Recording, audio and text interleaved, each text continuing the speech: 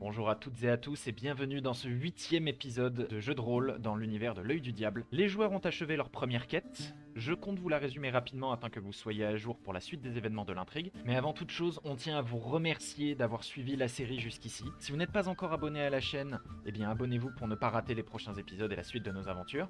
Et si vous tombez sur cette vidéo et que vous n'êtes pas encore familier avec l'univers et les règles de l'œil du diable, je vous recommande de regarder l'épisode 0 afin d'être au clair et de pouvoir comprendre tout ce qui suivra. Encore une fois, on vous remercie 1000 fois pour ce super démarrage, et maintenant, place à l'histoire. 3 personnes d'horizons différents ont déserté leur ancien clan de bandits, le cartel de Noiracier. Ils fuirent à travers la forêt afin de se rendre à la grande ville de Gardiver, afin d'échanger leurs connaissances sur cette organisation criminelle aux autorités impériales. Ils durent défaire leur ancien lieutenant pour s'échapper, mais ils réussirent à atteindre la ville et rencontrer le capitaine de la garde. Ce dernier leur promit d'annuler les avis de recherche dont ils étaient l'objet, en échange d'informations au sujet du cartel. Mais avant cela, il leur demanda de retrouver une fille de 8 ans, qui avait disparu dans les marais au nord lors d'une cérémonie religieuse, les Minérales. En se rendant sur place, les aventuriers découvrirent une caverne, la grotte du foyer, qui était en réalité un site de convergence, un endroit où les énergies élémentaires sont certes beaucoup plus puissantes, mais aussi beaucoup plus instables. C'est au-dessus d'un bassin de lave qu'ils retrouvèrent la fillette, alors qu'elle flottait au-dessus. La magie du site l'avait transformée en une nymphe, une créature semi-élémentaire qui n'est motivée que par son amour du jeu, ou plutôt son amour de jouer à des jeux extrêmement dangereux. Leur vie étant menacée par cette créature, les aventuriers réussirent à la défaire après un combat mobilisant de grandes puissances. Et le groupe réussit même à mettre la main sur un artefact magique, le cœur du volcan. De retour en ville avec le corps de la nymphe, Valère considéra leur mission accomplie, annula les avis de recherche comme convenu, et les dédommagea même pour le service qu'ils venaient de rendre à la cité. Mais à peine eurent-ils posé la main sur la bourse d'or que leur tendait le capitaine, qu'un grand rugissement fit trembler les murs de la capitainerie. Un grand dragon blanc vole au-dessus de la cité et menace sa population. Maintenant, place à l'action.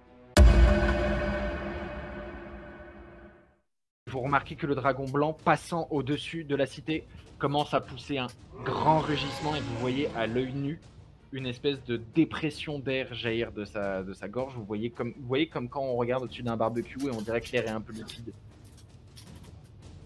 Ça fait ça dans toute une boule qui est émise de la gueule du dragon et qui vient s'exploser dans le toit de cette maison, l'arrachant presque intégralement. Alux, Yago, vous allez retirer vos casques. Il faut muter Alux parce que sinon il continue de parler. Hop, c'est bon. Runa, tu parles draconique. Pas trop fort. Tu parles draconique. Et ouais.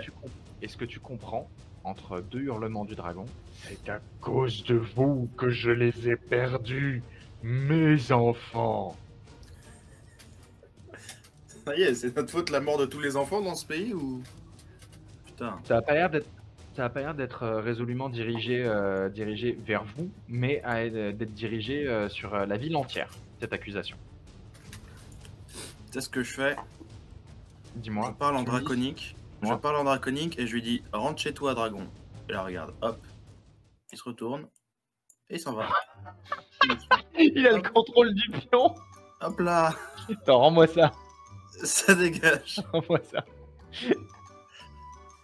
Ah, le problème. Je parle le draconique, mec, c'est normal. Plus sérieusement, qu'est-ce que tu fais? Rien. Enfin, je peux lui parler? Ok. Si tu lui parles, il remettra leur casque tout de suite. Non, je leur dis rien. Il va pas me parler. C'est pas une merde. Remettez les casques. C'est à vous de jouer. Qu'est-ce que vous faites?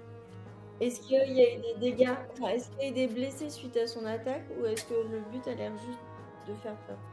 Pour l'instant, il n'y a pas l'air d'y avoir de blessés. Il a l'air de s'en être pris à un bâtiment seulement. Bah peut-être que c'est pour nous mettre en garde et qu'il faut enfin évacuer la ville et que c'est le seul moyen qu'il a trouvé. Ouais, non, je pense qu'il en veut à la ville. Hein. De ce que j'ai entendu, il a pas l'air content. Clairement, son objectif, c'est d'attaquer la ville. Ok. Vous remarquez que la plupart des gardes qui se trouvent au niveau de la capitainerie commencent à faire feu dans sa direction. Il me regarde ou pas? Non. Alors, parce Il que- évite la plupart des carreaux tirés depuis la capitainerie et il se met en Ok. position, en vol stationnaire au-dessus. Il a l'air de commencer à prendre une grande inspiration. Parce que du coup, je crois que j'ai une compétence qui fait que si j'attaque en physique, donc si je lance une hachette et qu'il m'a pas vu, je peux pas louper. Le lancer sûr qui te permet de lancer quelque chose sans faire de test si ta cible ne t'a pas repéré. Le dragon prend son inspiration. Pas mal d'arbalétriers ont tiré depuis le toit de la capitainerie et ont fait mouche, infligeant des blessures au dragon. Vous voyez qu'il semble cracher un flux d'air continu en direction du fort. Vous voyez des gardes tomber du fort. Et il trouve la mort au moment où il s'écrase au sol. Je peux échanger ce que j'ai entendu tout à l'heure. Il disait « c'est grâce à cause de vous si mes enfants sont morts », en gros, en s'adressant à l'ensemble de la ville. Donc, je sais pas. Ils ont utilisé des œufs de dragon pour faire quelque chose. Bah, du coup, je peux agir et parler au dragon. Je lui demande une explication pour ses actes. À qui, à Valère? Non, au dragon. Je parle draconique en fait. Vous pouvez pas comprendre. Ton plan de t'adresser au dragon n'est pas déconnant, mais étant donné le bordel que lui il fait, le bordel qu'il y a dans la ville, il va falloir conjuguer ta propre voix à ton cri de guerre. Si tu veux que ton son ait une chance de l'atteindre. Pour cela, je vais baser ton cri de guerre sur un test de charisme. Ah, ok. Pourquoi t'attaques ces gens innocents? Qu'est-ce qu'ils ont fait à tes... Tu dis qu'ils ont attaqué des... Enfin, tes enfants, mais les gens que tu attaques sont innocents. Tu emplis tes poumons d'air et tu te mets à rugir cette phrase et il va y avoir une réponse, mais seulement après l'action. Le micro d'Alux a commencé à déconner à partir de ce moment-là. Donc bon, il compte utiliser un sort qui s'appelle Résilience. Tu vas utiliser un test de sortilège s'il te plaît pour activer Résilience et augmenter ta résistance magique. Ça te poncte néanmoins tes 3 points d'esprit. À moins que tu utilises tes points de pouvoir pour t'en servir. J'utilise mes points de pouvoir. Donc tu utilises tes 3 points de pouvoir et tu me fais ton test de sortilège s'il te plaît. Et il est réussi, très bien. Vous voyez que l'épiderme d'Alux commence à émettre de la lumière. Vous avez l'impression même de voir son système nerveux et son système vénal, c'est pas ça le mot, mais son système de vaisseau sanguin à travers même sa peau émettre de la lumière, augmentant sa résistance à la magie. Le dragon rugit. Vous vous concentrez dans votre fort. Vous avez pris ma concubine et mes œufs. Vous avez tout pris. Je vais demander à Yago et à Alux de me faire un test de réflexion. Une seule réussite suffit. Il y a un château non loin de Gardiver. Vous en venez, en quelque sorte. C'est la grotte? Non, c'est le truc auquel on s'est arrêté, la tour de garde avant d'arriver dans la ville là. Donc je vais m'adresser à Valère. Dis donc. Dis donc. Il faut pas prendre les œufs des dragons. Après, les dragons, ils attaquent la ville. Bah. Dame Mogushen, je ne sais absolument pas de quoi il parle. Joue au con, Valère, là. Joue au con. Tu peux me faire un test de mensonge, non pas pour toi mentir, mais pour arriver à déceler un mensonge chez lui. C'est 90. Le tumulte de la bataille t'a rappelé à la situation plus urgente, en fait. T'as arrêté de te poser la question, est-ce qu'il ment, est-ce qu'il ment pas. Les gardes essayent de faire feu sur le dragon, mais le loupent tous. Le dragon, lui, prend une énorme inspiration. Et à ce moment précis, vous voyez Valère envoyer sa lance au niveau du cou du dragon. Et vous voyez qu'à l'impact, il y a des flammes qui jaillissent. Les flammes se propagent sur tout le cou du dragon. Il en crache, mais vous voyez qu'il contrôle absolument pas. Et Runa, tu entends que ça a l'air d'un hurlement de douleur au moment où les flammes jaillissent de son corps. Et il commence à battre en retraite au nord. Je veux pas qu'il s'en aille le dragon. Oh non, s'il se barre, tant mieux. En hurlant, bien sûr, qu'il reviendra, mortel. En jurant qu'on ne lui prendrait plus. Vous voyez tout le monde dans la ville complètement choqué, essayer de rassembler ses affaires, essayer aussi de rechercher aussi éventuellement des gens qui auraient pu disparaître, parce qu'effectivement il y a eu des morts suite à cette attaque, au moins 3 gardes. Il y a eu 2 sortilèges de vent extrêmement puissants qui ont été employés, peut-être que tout n'a pas encore été retrouvé. La ville est en train de retrouver une espèce d'effervescence malsaine. Valère récupère sa lance qui est tombée au sol, vous regarde et vous dit « On pourra pas avoir 2 menaces sur les bras en même temps. On peut pas avoir un dragon blanc et un cartel. C'est pas possible. » Mais nous, on fait plus partie du cartel. Et bah, si ça vous va, et même si ça vous va pas, en tout cas, c'est ce que je vous demande, et c'est peut-être très certainement la dernière chose que je vais vous demander. Ça fait beaucoup, hein. J'ai besoin qu'on monte une attaque sur le cartel tout de suite. Mais c'est pas du tout. Non, c'est pas du tout ce qui était prévu. On avait dit qu'on fuirait le cartel. On s'est jamais dit qu'on se prendrait. Non, aidez-moi. Qu'on ne l'y prendrait plus. On s'en prendrait à eux. Ouais, non, on a Valère- quitté le cartel, c'est pas pour les rattaquer direct après. Hein. Valère vous regarde et vous dit, vous comptez faire quoi là tout de suite? Bah, surtout qu'à la base, on a quitté le cartel parce qu'on se retrouvait plus dans leurs actes, mais ça veut pas dire qu'on les détestait tous. Hein. Oui, et puis surtout, on bosse pas pour lui, le frérot. Bah non. Je comptais pas vous demander ça gratuitement, déjà. Et ensuite, selon le rapport du jour où vous êtes arrivé dans la région, vous avez dit à mes hommes que vous étiez mercenaires. En tout cas, c'est ainsi que vous vous êtes présenté à l'entrée de la région. Donc, si tel est le cas, je suis prêt à payer pour vos services. Et de toute façon, ça allait aussi dans notre deal que vous nous diriez tout ce que vous saviez au sujet du fort. J'entends pas. Non, Alux. on Personne. voit Malka bouger, mais Quoi, pardon, J'entends wesh, pas. comment? Nope. toujours pas. Hein. Non. Ça sert à rien de faire des grands gestes, on t'entend toujours pas.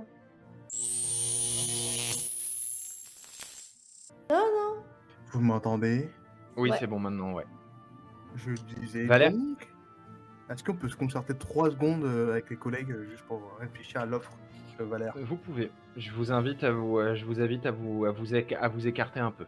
Alors, je disais donc que c'est une mauvaise idée d'aller attaquer son truc là, parce que, enfin, le cartel de Noiracier, parce que, on vient de revenir à la mission de la petite fille, on s'est à peine reposé, moi je suis vide comme pas possible. Je pense que Ouais. vous aussi, d'après vos jauges, que je vois au-dessus de vos têtes. 2, sa ville elle vient d'être attaquée par un dragon. Donc s'il se casse et qu'il veut qu'on aille attaquer le cartel, il veut partir avec quoi? Parce que la moitié de ses hommes sont en train de panser les plaies, de réparer la ville, voir s'il y a des blessés, etc., etc. Donc je pense qu'on a affaire au plus grand idiot de l'humanité. Donc je pense qu'on va doser un peu toutes ces propositions et monter le salaire. Je sais pas ce que vous en pensez. On Bah peut en oui. profiter. Puis moi, je suis Alors- Tu veux quand même attaquer, mais en montant le salaire, quoi. Je suis pas vraiment pour parce qu'on a eu du Ouais, mal. prime de risque. Enfin, vraiment, la dernière chose qu'on nous a dit, c'était barrez-vous et revenez surtout jamais, tu vois. Pour l'instant, c'est ce qu'il vous a demandé, mais vous n'avez pas non plus d'informations de avec qui il y aurait l'attaque, comment on la monte et où on va. Bah ouais, je sais pas, même. Il vous manque des informations, mais vous êtes voilà, votre première concertation et vos premières appréhensions sont les bonnes. Bon, bah, on va inviter Valère à la conversation pour lui demander un peu plus d'informations. Pour le moment, enfin, on est tous les trois d'accord sur le fait que ça nous tente moyen. Oui. On est moyen chaud là. Vraiment Ouais, moyen chaud. là, il faut que ce soit vraiment grassement payé. Un nom, du coup C'est un nom qui peut se transformer en oui sous condition.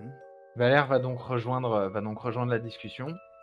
Mhm. Et pour l'instant, il ne dit rien. Il a l'air de simplement vous toisier du regard, comme s'il savait, comme s'il l'avait capté direct dès qu'il avait demandé votre aide, que ce serait sous condition. Et il a l'air d'attendre vos conditions.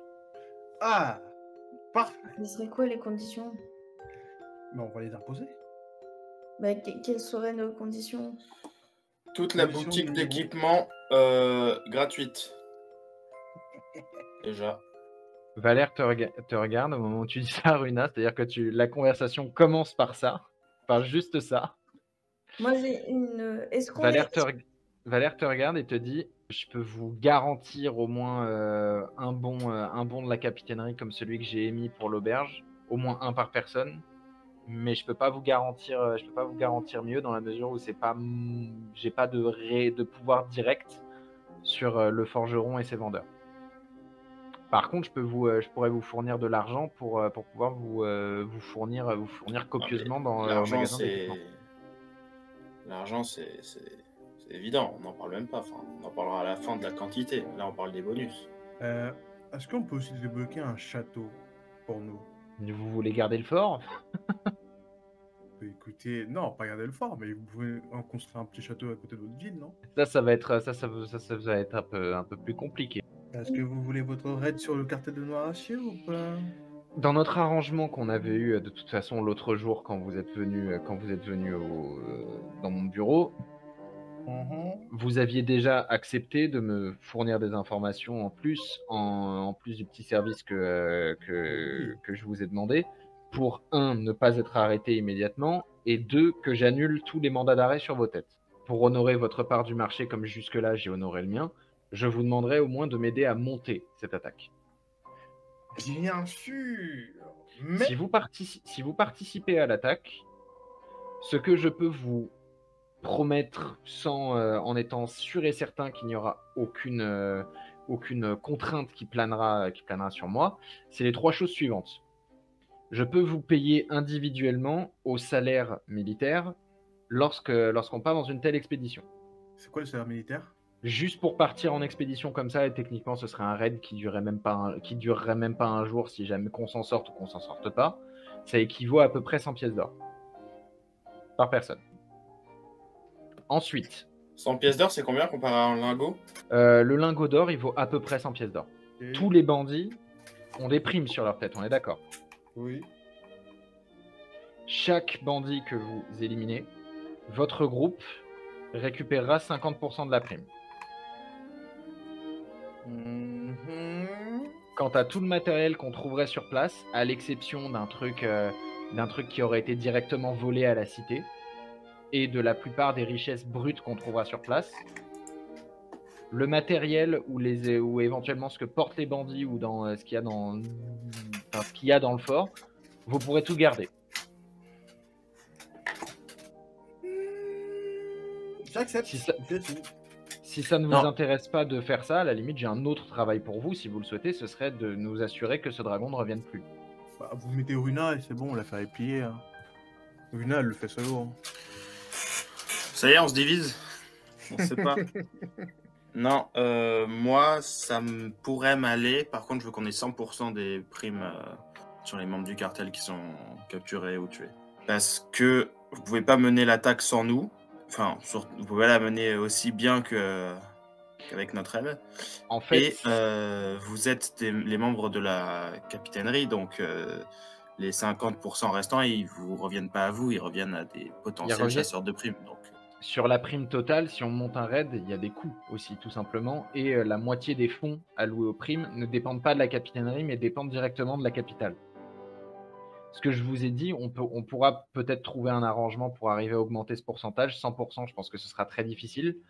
Mais 50%, c'est celui que je peux vous promettre moi, parce que c'est celui sur lequel j'ai du pouvoir. Ok. C'est le pourcentage sur lequel moi, je peux décider.